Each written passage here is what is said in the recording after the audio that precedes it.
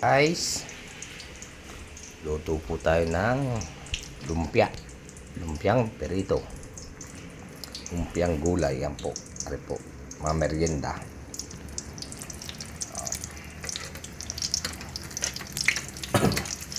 Kasi pong babalik na rin isa-isa para hindi masunog ang bilayan.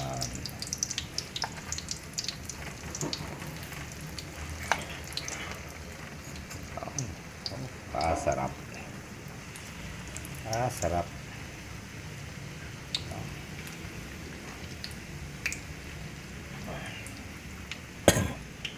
Yan po.